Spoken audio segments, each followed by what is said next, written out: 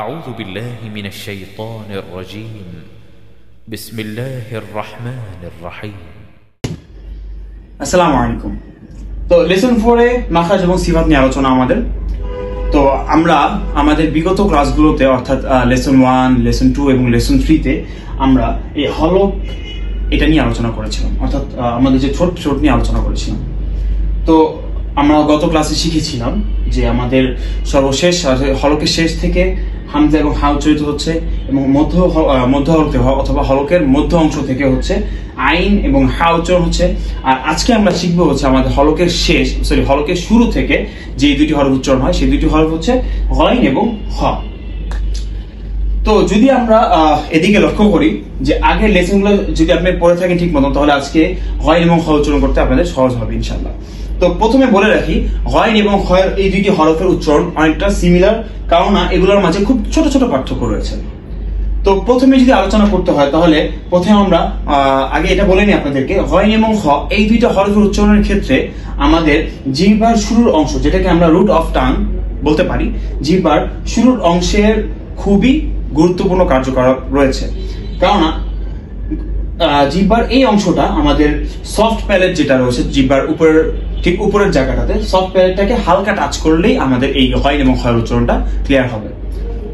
তো এটা জানার পরে আমরা প্রথমেই আলোচনা করবো হচ্ছে আমাদের হরফ নিয়ে। প্রথমে আসি হচ্ছে আমাদের হরফ গাইন নিয়ে। তো গাইন যখন উচ্চারণ করব, গাইন হবে হচ্ছে একটু ভিতরের অংশ থেকে, এই জায়গাটা থেকে যেখানে আমরা মার্ক করে দেখিয়েছি। তো প্রথমে যেটা করবো আমরা গ অথবা গাইন যখন বলবো, আমাদের জিহ্বার এই অংশটা তার উপরে যেই মাংসপেশি রয়েছে, নরম মাংসপেশি, সেটাতে হালকা টাচ করবে এবং বাতাসটাকে ছেড়ে দিবে। যেমন আগনিয়া, ইয়া গশা, তারপরে উদাহরণটা হচ্ছে ফারাগ। এই সব ক্ষেত্রে যখন আমরা গাইন উচ্চারণ করেছি, সব ক্ষেত্রে কিন্তু আমরা বাতাসটাকে পাস করে দিয়েছি।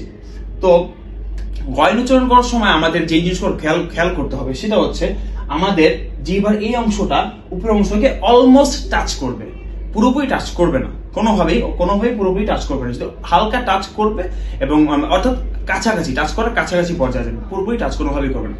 কারণ পুরোপুরি টাচ করলে হরফের উচ্চারণটাই চেঞ্জ হয়ে যাবে, গাইন আর তখন গাইন থাকবে না, অন্য কোনো হরফের উচ্চারণ লাইক কফ হয়ে যেতে পারে অথবা গ হতে পারে। দ্বিতীয় একটা যেটা বিষয় আমাদের খেয়াল করতে হবে সেটা হচ্ছে যখন আমরা গাইন বলবো তখন বাতাসটাকে খুব জোরে ধাক্কা দিতে হবে এমন না, বরং আমরা যেটা করব বাতাসটাকে ফ্লুয়েন্টলি ছেড়ে দিব এবং একটা গলা এই জায়গাটাতে একটা কম্পন ক্রিয়েট হবে।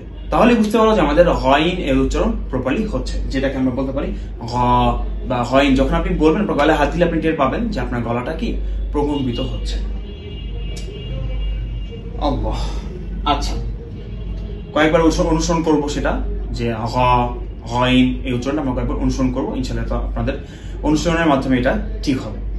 এরপরে আসে হচ্ছে গাইনের পরের হরফ অর্থাৎ খ।